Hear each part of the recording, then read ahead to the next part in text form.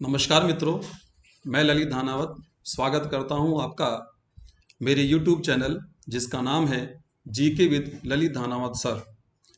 और आज की हमारी इस परिचर्चा जिसमें हम लोग आज चर्चा का जो बिंदु रख रहे हैं वो है महाराणा प्रताप का संघर्ष। उसका एक विश्लेषण हम लोग यहाँ पर करेंगे। दरअसल महाराणा प्रताप के संघर्ष को लेकर के काफ़ी किंवदंतियाँ और कुछ ऐसे तथ्य जो सामान्य रूप से इतिहासकारों ने अपनी अपनी दृष्टि या अपने अपने विचारों के आधार पर हमसे छिपाया गया है। हमें इतिहास जो पढ़ाया जाता है उसे एक कहानी के रूप में या तथ्यात्मक जो जानकारी है वो हमें विद्यार्थियों को प्रदान की जाती है, लेकिन इतिहास को जो पढ़ाया जाना चाहिए वो एक वैज्ञानिक दृष्टि से और एक समीक्षित दृष्टि से भी पढ़ाया जाना आवश्यक होता है, ताकि इतिहास को लेकर के बच्चों की जो समझ है वो विकसित हो सके और देश का जो इतिहास रहा है उस इतिहास से तमाम वर्ग जो है वो खास तौर पे विद्यार्थी वर्ग जो है वो भ्रमित ना हो और उससे भली भांति परिचित हो सके। आज जो महाराणा प्रताप का संघर्ष जो मुगलों के साथ हुआ, उस समय मुगल वंश के जो महान शासक जिन्हें बताया गया है इतिहास के अंदर, सम्राट अकबर की बात हम यहाँ कर रहे हैं। ये सर्वविदित है कि सम्राट अकबर और महाराणा प्रताप के बीच जो संघर्ष हुआ उस संघर्ष में एक बड़ा महान युद्ध जो माना जाता है, जिसे थर्मोपोली कहकर के संज्ञा कर्नल जेम्स टोड के द्वारा दी गई है, वो है हल्दी घाटी का युद्ध। आज इस परिचर्चा में हल्दी घाटी के युद्ध में महाराणा प्रताप की क्या भूल रही, महाराणा प्रताप के द्वारा जो संघर्ष किया गया उसमें किस विधि को अपनाया गया, महाराणा प्रताप के द्वारा जो संघर्ष में इस विधि को जो अपनाया गया था वो कितना प्रासंगिक था उस काल के दौरान, वो हमें देखना है। क्योंकि देखा यह गया है कि कुछ इतिहासकारों ने महाराणा प्रताप की जो युद्ध पद्धति है उसे एकदम एक अलग मोड़ दे दिया और अलग मोड़ दे करके कुछ इतिहासकारों ने महाराणा प्रताप को भगोड़ा तक घोषित किया, जबकि ये सरासर गलत है। महाराणा प्रताप एक कुशल योद्धा थे, कुशल युद्ध संचालन करने वाले व्यक्तित्व थे। महाराणा प्रताप जो रहे हैं उनकी युद्ध नीति क्या रही है, उनका युद्ध प्लान क्या रहा था, उसके बारे में आज चर्चा हमारी यहाँ पर रहेगी। दूसरी स्थिति यह है कि ये जरूर रहा है कि महाराणा प्रताप के द्वारा जो हल्दी घाटी का युद्ध जो किया गया था उस युद्ध में एक भूल निश्चित रूप से हुई थी। उस भूल के बारे में भी आज हम यहाँ चर्चा करेंगे कि वो भूल क्या थी और उसका परिणाम क्या रहा। और महाराणा प्रताप ने जब युद्ध को जो अपनाया, युद्ध नीति जो अपनाई, उसमें हमें देखेंगे कि एक युद्ध जो अनचाहे रूप में, ये मानिए आप कि उसके एक तरीके से जो उसकी जिम्मेदारी है वो महाराणा प्रताप के सिर आ जाती है इतिहास में। आज हम एक समीक्षीय दृष्टि, एक विश्लेषण इस टॉपिक पर आज हमको रखना है। हल्दी घाटी के युद्ध जो कि दो डेट, एक 18 जून और एक 21 जून हमारे यहाँ पर आती है। इतिहासकार डॉक्टर आशीर्वादी लाल श्रीवास्तव ने 18 जून 1576 और डॉक्टर दशरथ शर्मा ने 21 जून 1576 इस युद्ध की तिथि बताई है। ये चूंकि लेकिन ज्यादातर जो राय इतिहासकारों की कायम होती है वो 18 जून को लेकर के कायम होती है कि ये युद्ध 18 जून को लड़ा गया था। ये दरअसल एक दर्रा जिसे हल्दी घाटी के नाम से हम जानते हैं, चूंकि यहाँ की जो मिट्टी थी, मिट्टी जो है वो पीली है। आज भी आप देखेंगे तो वो बहुत पीली नजर आती है, लेकिन वो एक सकरा दर्रा रहा है, पहाड़ी को दर्रा रहा है और वहां पर ये युद्ध हुआ। लेकिन वास्तव में युद्ध जो है प्रॉपर हल्दी घाटी में न लड़ा जाकर के वो खमनोर के अंदर लड़ा गया, क्योंकि वहां पर वो जगह कम थी। उस युद्ध में खमनोर युद्ध जो लड़ा जा रहा था तो वहां पर जो मुगल शाही सेना थी, उस मुगल शाही सेना का जो नेतृत्व कर रहे थे वो आसफ खां, और आसफ खां के साथ हमारे राजपूताना के जो थे जिनका नाम था मान सिंह कछवाहा। मान सिंह कछवाहा जो वो स्वयं युद्ध का नेतृत्व कर रहे थे। उन्होंने प्रतिष्ठा के कारण, एक प्रेस्टीज पॉइंट के कारण इस युद्ध का नेतृत्व संभाला था। जब मानसिंह इस युद्ध में आए तो उस समय महाराणा प्रताप ने जो अपने भाले से उनके जो हाथी पर वो बैठे हुए थे, मर्दाना हाथी पर, और उस पर वार किया जिससे क्या हुआ कि मानसिंह जो थे वो अपने होदे के अंदर छुप गए थे और महावत जो था वो मारा गया था। महाराणा प्रताप की वीरता का एक उदाहरण हमें यहाँ मिलता है कि मुगल सैनिक जो कि बहलोल खां जिसका नाम है, उसे महाराणा प्रताप ने तलवार के एक वार से सिर से और घोड़े तक दो भागों में बांट दिया था। इतनी वीरता के साथ महाराणा प्रताप ने युद्ध लड़ा, क्योंकि महाराणा प्रताप युद्ध की एक एक नीति को जानते थे कि मुझे किस प्रकार का युद्ध वहां लड़ना है। लेकिन स्थितियां उस हल्दी घाटी के अंदर जब हम देखें तो वहां से महाराणा प्रताप ने एक स्थिति ये कर दिया कि वो हल्दी घाटी का मैदान छोड़ करके खमनोर से भी वहां से निकल करके रक्तताल नामक मैदान जो समतल मैदान था उस ओर आ गए थे। और ये महाराणा प्रताप की सबसे बड़ी भूल मानी जाती है, क्योंकि अभी तक महाराणा प्रताप जो संघर्ष कर रहे हैं वो दर्रों में पहाड़ी क्षेत्र के अंदर कर रहे थे, लेकिन समतल मैदान के अंदर आना महाराणा प्रताप की भूल इसलिए सिद्ध हो जाती है क्योंकि मैदानी क्षेत्र में युद्ध लड़ने का अनुभव मुगल जो शाही सेना थी उसके पास सबसे अधिक था। मुगल सेना के जो सैनिक थे वो मैदानी क्षेत्र में बहुत कुशलता के साथ युद्ध लड़ सकते थे, उनके पास बहुत ही वो हथियारों में काफी सक्षम थे, जिसको लेकर के और जो रेशो जो चल रहा था इस समय वो 4-1 का रेशो चल रहा था, यानी कि जो मुगल सेना है वो राजपूत सेना से 4 गुना ज्यादा थी। अब यहाँ तथ्य थोड़े अलग अलग इतिहासकार हमारे यहाँ देते हैं, कहते हैं कि महाराणा प्रताप की सेना 20,000 और मुगल सेना 80,000, और कुछ इतिहासकारों का कहना यह है कि महाराणा प्रताप की सेना 80,000 थी और मुगल सेना जो थी वो 3,20,000 थी। जो रहा हो रेशो जो आता है 1:4-4:1 का आता है रेशो। तो यहाँ जो युद्ध लड़ा जा रहा था उस युद्ध के अंदर जो कुशल नेतृत्व जो मैदानी सेना का मैदान के अंदर लड़ने का नेतृत्व उनका था मुगल सेना का, उसके सामने जो राजपूत थे वो ज्यादा नहीं टिक पाए। अंततः महाराणा प्रताप ने एक विचार किया था और वो वापस उन्होंने उस मैदान को, यानी कि अब हल्दी घाटी युद्ध क्षेत्र को हम कहते हैं, वहां से निकलना ठीक समझा। अब आप ये ध्यान रखिए कि यहाँ कुछ इतिहासकार जो अपनी दृष्टि के हिसाब से देखते हैं, क्योंकि उनकी दृष्टि में ऐसा माना जाता है कि युद्ध, और वो एक तरफ से सही भी हो सकते हैं, कि युद्ध क्षेत्र के 2 ही नियम माने जाते हैं, या तो वीर गति को प्राप्त हुआ जाए या विजय प्राप्त की जाए। लेकिन ध्यान रखिए मित्रों, युद्ध क्षेत्र का नियम ये नहीं है, क्योंकि नियम हर समय प्रासंगिक नहीं होता, एक जैसे सिद्धांत नहीं चलते हैं। युद्ध क्षेत्र का नियम ये होता है विजय प्राप्त की जाती है। कई बार ऐसा होता है कि हमें हमारा पैर पीछे हटाना पड़ता है और वो हमारी विजय के लिए अनिवार्य होता है। कई बार युद्ध लड़ते समय मनुष्य की जो परिस्थितियां हैं वो उसके अनुकूल नहीं होती है, तो समझदारी इसमें होती है कि वो अपनी उन परिस्थितियों को देखते हुए अपने पैरों को पीछे कर ले। ऐसा पूर्व में राणा उदय सिंह के टाइम में भी हुआ है। उन्होंने समझदारी से काम लेते हुए चित्तौड़ किले की जो चाबियां हैं वो चाबियां शेरशाह सूरी को सौंप दी थी, क्योंकि शेर जब पैर पीछे लेता है तो वो डरने की वजह से नहीं लेता है, वो बल्कि एक ताकतवर, एक जबरदस्त वार करने के लिए पैर पीछे लेता है। वो उसकी एक रणनीति का हिस्सा होता है। पैर पीछे लेना या पीछे हटना, ये 2 स्थितियां होती हैं। बहादुर यदि पैर को पीछे ले रहा है तो आप ध्यान दें कि सतर्क रहना चाहिए, क्योंकि वो उसकी एक रणनीति का हिस्सा है। यदि कमजोर रूप में पैर पीछे लिया जा रहा हो वो बात एक अलग है। लेकिन यहाँ इतिहासकारों ने महाराणा प्रताप की दृष्टि को, यानी कि जो संघर्ष मुगलों के खिलाफ जो कर रहे हैं उसकी सही दृष्टि से समीक्षा नहीं की, या उनका अध्ययन का स्तर क्या रहा है एक अलग स्थिति रही है। और उन्होंने यहाँ ये एक तरीके से जो मैदान है हल्दी घाटी का छोड़ना, वो उन्होंने महाराणा प्रताप की का नकारात्मक एक पक्ष, यानी नकारात्मक पहलू समझ करके इतिहास में इसको अंकित कर दिया। और काफी बच्चे जो इस बात को पढ़ते हैं तो यह हम लोग देते हैं, ऐसा लग जाता है कि महाराणा प्रताप जो है उन्होंने युद्ध का मैदान छोड़ा तो हम कमजोर स्थिति में आकलन करते हैं, जबकि ऐसा नहीं है। महाराणा प्रताप युद्ध की नीति को समझ गए थे, और जब वो युद्ध की नीति को वो समझे तो समझने के मामले उन्होंने इस बात को देखा, और उन्होंने ये देखा लेकर के कि समतल मैदान में युद्ध लड़ना ठीक नहीं होगा।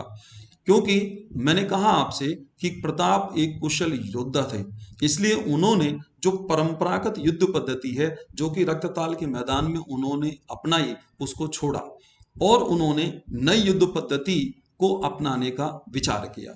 और नई युद्ध पद्धति क्या होती है उसमें कि जो शत्रु दल है उस शत्रु दल के को ये मानिए कि जो उसकी रसद जो उसको सप्लाई की जाती है जिस रास्ते से, उस रास्ते को बंद कर दिया जाए। शत्रु सेना के लिए खाने पीने के लिए कुछ भी ना बचे, इस तरह की व्यवस्था वहां से की जाए। शत्रु सेना को ऐसे इलाके में घेर लिया जाए जिससे अपने सैनिकों ने घेर रखा हो, शत्रु सेना को इस ओर ले लिया जाए जिस रास्ते से वो वाकिफ ना हो। और ये ध्यान रखिए आप, इसलिए उन्होंने जो पहाड़ी क्षेत्रों में युद्ध लड़ना, जिसे हम छापामार युद्ध पद्धति कहते हैं, जिसे गुरिल्ला युद्ध कहते हैं, उसको अपनाना ठीक समझा। ये एक ऐसी पद्धति होती है कि जिसके अंदर शत्रु को लगातार थकाया जाता है और शत्रु जब थक जाता है तो फिर उस पर वार किया जाता है। ये एक तरह युद्ध का एक हिस्सा है। ये डरना नहीं है, ये कायरता नहीं है, ये दरअसल एक रणनीति है युद्ध लड़ने की। यहाँ पर इतिहासकारों की अपनी अपनी राय अलग अलग हो सकती है और होनी भी चाहिए, लेकिन इसका अर्थ ये नहीं है कि हम बिना चीजों को समझे प्रस्तुतिकरण उसका हम कर दे, क्योंकि यहाँ हमें हमारे देश की जो भावी पीढ़ी है उस भावी पीढ़ी को अपने इतिहास की जानकारी देनी है। क्योंकि जिस देश के बच्चों को अपने देश के इतिहास की जानकारी नहीं होती है, आप ये ध्यान रखें, उनका पूरा भविष्य संकट की स्थिति में आ जाता है।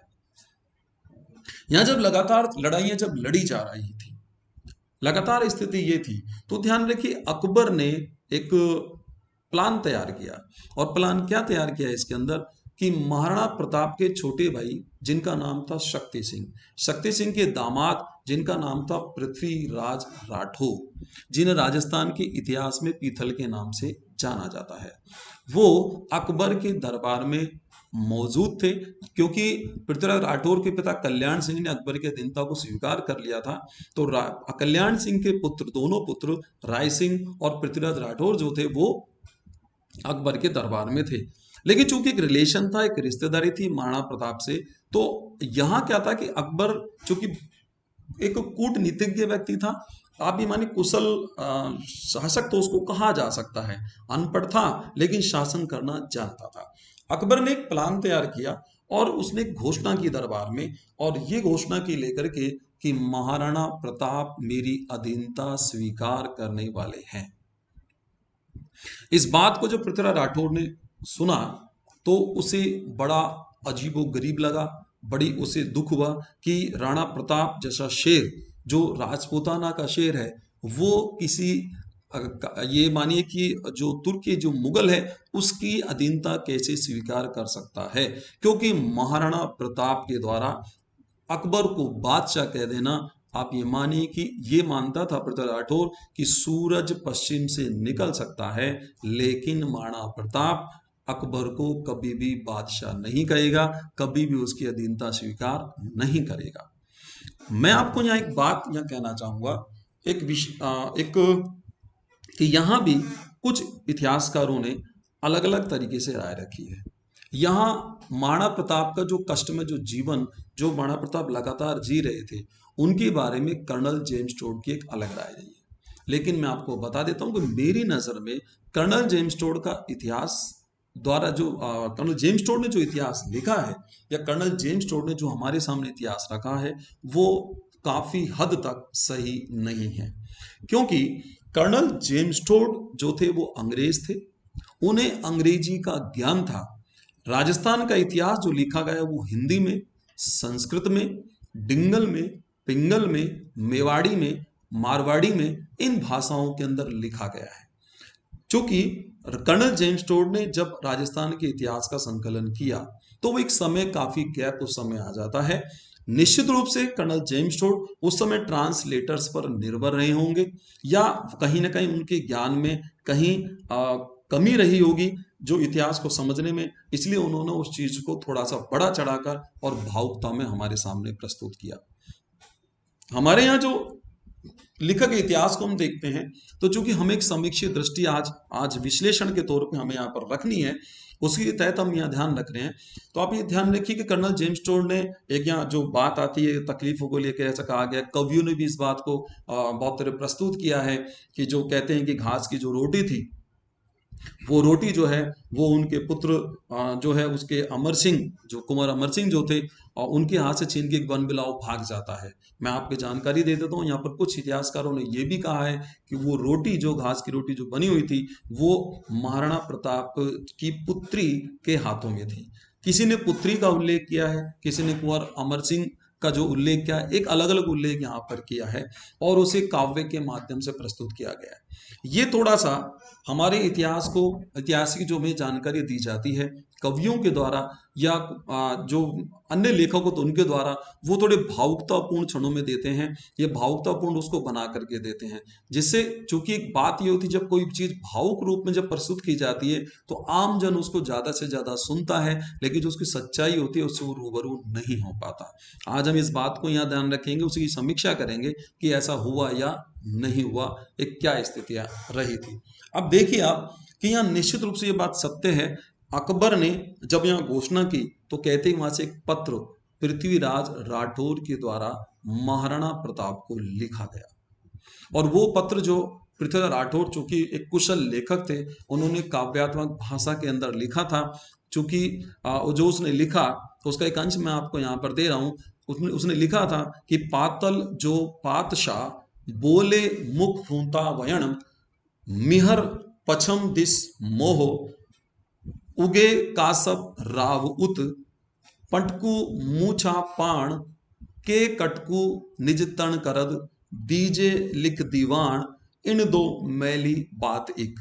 या कहने का अर्थ यहाँ पर यह है कि पातल, पातल ध्यान रखिए, पृथ्वीराज वो सॉरी महाराणा प्रताप को कहा जाता था, और पीतल जो कहा जाता है वो पृथ्वीराज जो पृथ्वीराज राठौर है उसको कहा जाता है। तो उसने ये कहा है कि यहाँ से इसका जो अर्थ है कि पातल यानी कि राणा मुझे ये बता दो, क्या आज जो शेर है, जो राजपूताना का शेर है, वो शेर अपने मुंह से क्या एक मुगल को बादशाह कहेगा? क्या उसकी अधीनता स्वीकार करेगा? यदि ऐसा होता है तो मैं मानूंगा निश्चित रूप से कि सूरज जो है वो पश्चिम से उग गया है।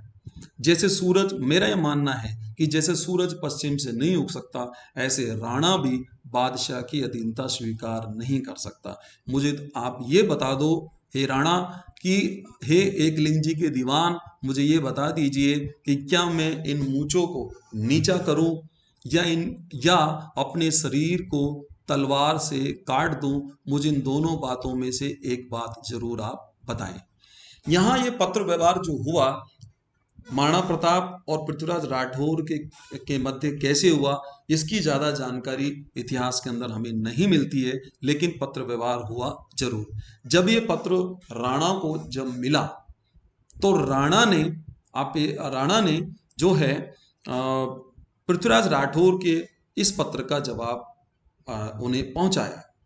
यहां आप भी ध्यान रखिए, मैंने कहा आपसे कि काफी लेखक जो रहे हैं, कवि जो रहे हैं, उन्होंने अपने अपने तरीकों से इतिहास को प्रेजेंट किया है, हमारी हिस्ट्री को एक तरीके से तोड़ मरोड़ के प्रस्तुत किया। लेकिन चूंकि आज हम ये समीक्षी दृष्टि के लिए बैठे हुए हैं तो हम उस पर अपनी बात रखेंगे। लेकिन राणा के पास जब ये पत्र गया तो पत्र जाके राणा ने खुद वहां एक अपना पत्र का जवाब लिख करके इनके पास भेजा, यानी कि पीथल यानी कि पृथ्वीराज राठौर के पास गया, और महाराणा प्रताप ने कहा कि तुरत कहासी मुख पतो इन तण सु इकलिंग उगे जाही उगसी प्राची बीच पतंग खुशी हूत पीथल कमद पटको मूछा पाण पछटन है जैतो पैतो कलमा सिर केवाण।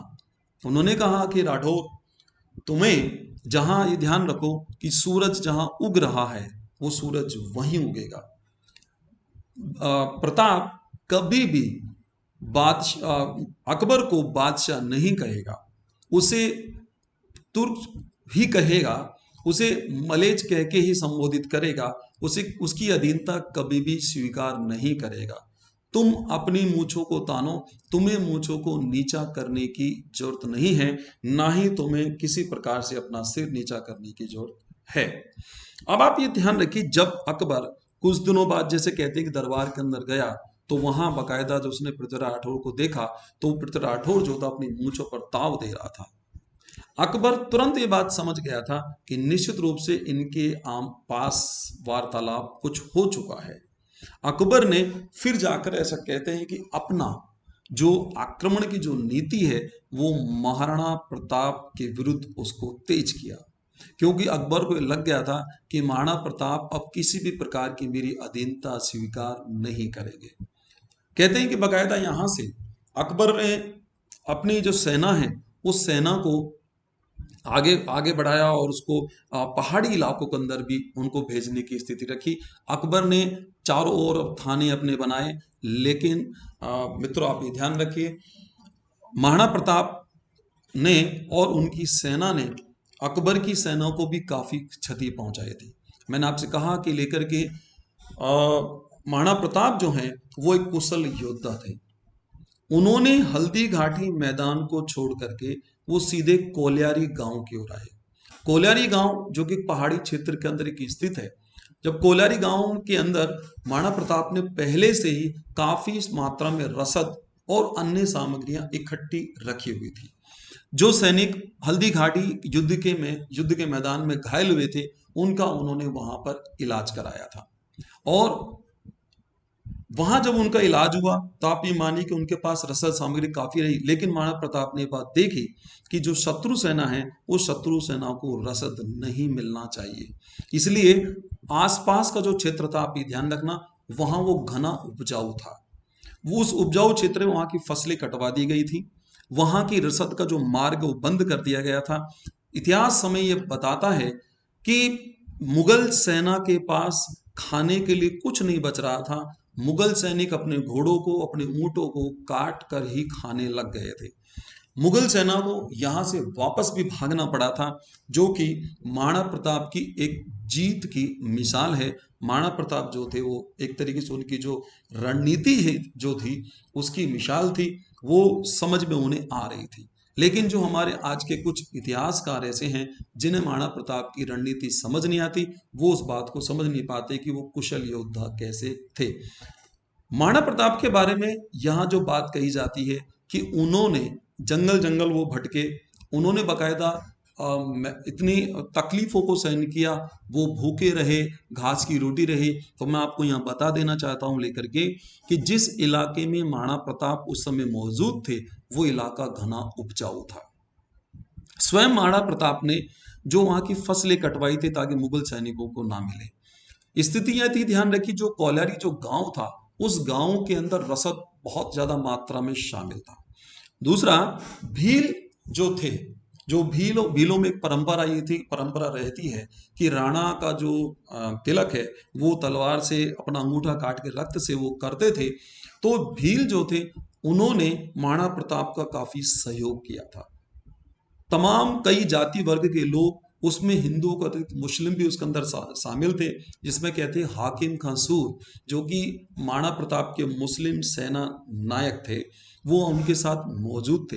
महाराणा प्रताप ने इस दौर में जो छापामार युद्ध पद्धति का, जो गुरिल्ला युद्ध पद्धति को, जो पूर्व पद्धति उसको पालन कर रहे थे, उन्होंने गांव गांव में घूम करके, गांव गांव जा करके जो आम जन था उस आम जन के साथ कंधे से कंधा मिलाकर रहे, उनकी दुख उनकी तकलीफों में बाकायदा वो सहायक रहे और उनकी तकलीफों के बारे में वो जानने की कोशिश करते थे, जिससे आम जनता के मन पर महाराणा प्रताप का शासन एक तरीके से हो गया।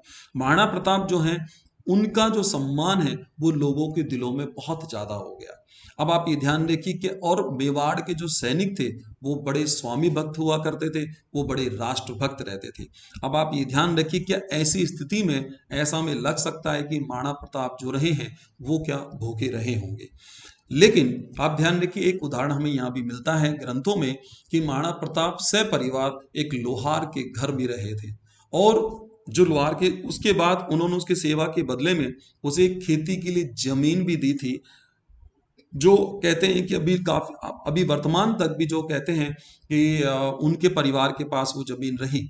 महाराणा प्रताप महाराणा प्रताप और अकबर के मध्य जो संघर्ष हो रहा था, इस संघर्ष में जो कुछ लुटा पिटा, जो नुकसान हुआ आक्रमण के दौरान, जो जला, जो कहते हैं कि बकायदा काफी आर्थिक रूप से काफी नुकसान जो मेवाड़ को हुआ, उसके लिए महाराणा प्रताप ने दोबारा अपनी जो अपना जो राज्य है उस राज्य को दोबारा से सुनियोजित तरीके से उसका विकास करना प्रारंभ किया।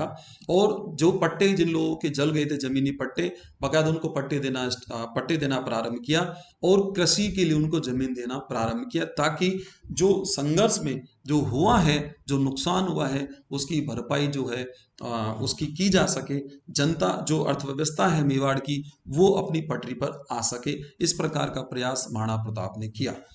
ये बात सत्य है कि महाराणा प्रताप जो जंगल जंगल भटक रहे थे, यानी कि महाराणा प्रताप का जो परिवार, महाराणा प्रताप की जो रानियां थी, जो कुंवर थे, वो जो अपनी मखमल की अपने उसमें बड़ी कालीनों पे चला करते थे, उन गद्दों पर सोया करते थे, जो ऐशो आराम, जो राज की ऐशो आराम उनको था, वो त्याग उस समय हो चुका था। ये सत्य है। लेकिन जो कि ये एक बड़ी बात भी है, लेकिन आप ये ध्यान रखिए, महाराणा प्रताप के लिए जो प्रजा थी वो अपनी संतान की तरह थे। महाराणा प्रताप अपनी अपनी प्रजा से एक पिता तुल्य प्यार किया करते थे।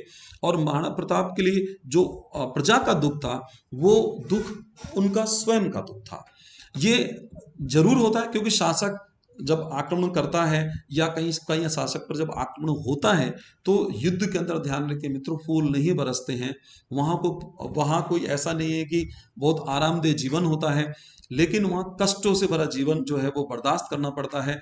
ये बात जरूर रही है। वो जंगल जंगल भटके हैं, इससे हम इसमें कोई दो राय नहीं है। उन्होंने, उनके परिवार ने, छोटे छोटे राजकुमारों ने काफी कष्ट सहन किया, इसके अंदर बकायदा साथ रहा है। यहां ये ध्यान रखिए, मुगल सेना को महाराणा प्रताप ने अपनी गुरिल्ला पद्धति के माध्यम से इतना छकाया। तो ऐसे कहते हैं कि मुगल जो सैनिक थे, जिसमें कुतुबुद्दीन खां, भगवान दास, मिर्जा खां, हाशिम खां, शाहबाज खां जैसे जो मुगल सेना नायक थे, जो वो अपनी युद्ध नीति में बहुत सफल रहते थे, लेकिन महाराणा प्रताप के सामने उनकी एक नहीं चली थी। वो इस युद्ध में काफी रूप से काफी थके थे, क्योंकि पहाड़ी क्षेत्रों में जो मुगल सेना है उसके लिए युद्ध करना संभव नहीं था और ना ही उन्हें किसी प्रकार का कोई अनुभव था। खुद स्वयं अकबर एक बार महाराणा प्रताप का पीछा करता हुआ आया था। उसने मेवाड़ में महाराणा प्रताप को ढूंढा, लेकिन महाराणा प्रताप उन्हें नहीं मिल पाए थे। अकबर की सेना काफी थक चुकी थी। अकबर अंततः तंग होकर के गुजरात की ओर निकल गया था। महाराणा प्रताप ने 1585 में जो चावंड है उस चावंड पर आक्रमण किया, यहां से लूणा चावंडिया को परास्त किया और इसे अपनी राजधानी बनाया। कहते हैं कि मेवाड़ की जो अंतिम राजधानी महाराणा प्रताप के द्वारा निर्मित रही थी वो चावंड रही थी, और चावंड के अंदर ही उन्होंने वहां महलों का निर्माण भी करवाया। महलों में जो देखा, उन महलों को देख करके ऐसा नहीं लगता था कि अधिकारी और शासक इनके महल कोई अलग अलग हैं। वहां ऐशो आराम की सुविधाएं ज्यादा उन्हें नहीं दी थी। हाँ, लेकिन ये जरूर था, जो सामान्य रूप से जो जीवन है वो जिया जा सकता था, और यदि आक्रमण होता है तो आसानी से सुरंगों के माध्यम से वहां से निकला जा सकता था। ये एक पद्धति है जिसे महाराणा प्रताप ने उस समय अपनाया था, जिसे हम छापामार या गुरिल्ला पद्धति के नाम से उसको हम जानते हैं। क्योंकि महाराणा प्रताप को लग गया था कि इस प्रकार से युद्ध जो है एक लंबा चलाया जाए, लंबा समय तक चले, तो जिससे क्या होगा, जो शत्रु की सेना है वो थक जाएगी। यहाँ इतिहासकार जो हैं वो अपनी अपनी दृष्टि से इसको देखते हैं, जो कि यदि वो ऐसा समझ रहे हैं कि महाराणा प्रताप ने जो मैदान छोड़ा वो एक भगोड़े के रूप में छोड़ा, ये सरासर गलत है। ये उनकी आप मानी बहुत अल्प दृष्टि है, या हम ये कह सकते हैं कि इतिहास की समझ उन्हें नाम मात्र की नहीं है। वो सिर्फ आमजन को यदि वो इतिहास लिखा जा रहा है तो बहुत गलत लिखा जा रहा है। महाराणा प्रताप के बारे में जो वास्तविक रूप से जो इतिहास रहा है, क्योंकि जो उन्हें पढ़ाया जाना चाहिए, क्योंकि महाराणा प्रताप की रगों में बप्पा रावल का खून दौड़ता था, महाराणा प्रताप की रगों में राणा सांगा का खून दौड़ा करता था। और महाराणा प्रताप जो रहे हैं उन्होंने जीवन से बहुत कुछ सीखा है और उसे सीख करके और सामने सिखाने का प्रयास भी किया है। हमें ये ध्यान रखिए, युद्ध के नियम को हमें ध्यान रखना चाहिए। युद्ध का नियम ये नहीं है क्योंकि प्रताप ने इस नीति को छोड़ा। हमारे यहाँ राजपूतों के द्वारा जो युद्ध लड़ा जाता था वो नियम एक गलत था, क्योंकि राजपूत जो तो वो केशरिया अपने पाग धारण करके और एकदम मरने मारने पे उतारू हो जाया करते थे, जो कि तरीका गलत था। और अकबर जो था वो इसी नीति का फायदा उठाया करता था। अकबर निश्चित रूप से महाराणा प्रताप की जो कूटनीति थी, जो युद्ध नीति थी, जो बहादुरी थी, उसका कायल हो चुका था। ऐसा कहा जाता है कि अकबर के दरबारी जिसका नाम था दुरसा आड़ा के द्वारा जब ये पता लगा अकबर को कि महाराणा प्रताप की जो है वो मृत्यु हो गई है, तो ऐसा कहते हैं कि अकबर की आंखों से आंसू निकल गए थे। महाराणा प्रताप ने अपने दांतों तले उंगली दबा ली थी, यानी कि अकबर जो है वो बकायदा हैप रह गया कि एक ऐसा महान व्यक्तित्व मेरे आगे कभी नहीं झुका। उस दौर में जब पूरा राजपूताना जो है वो मेरे आगे नतमस्तक हो रहा था, मेरी अधीनता को स्वीकार कर रहा था, लेकिन महाराणा प्रताप को मैं नतमस्तक होता हूँ, उसकी वीरता को और उनकी बहादुरी को मैं प्रणाम करता हूँ। और ऐसे नायक को इतिहास में हजारों लाखों वर्षों तक, जब तक इतिहास रहेगा, जाना जाता रहेगा। मित्रों, आज की मेरी समीक्षा जो महाराणा प्रताप के संघर्ष जो कि मुगलों के विरुद्ध था उसको लेकर के रही, और इसके जो तथ्य हैं उनको मैंने आपके सामने उजागर करने का प्रयास किया। मेरी ये समीक्षा आपको कैसी लगती है? आपको पसंद आती है तो आप चैनल को जरूर सब्सक्राइब करें, लाइक करें, शेयर करें। फिर हम मिलेंगे किसी अन्य चर्चा के साथ। तब तक के लिए नमस्कार, धन्यवाद, जय हिंद।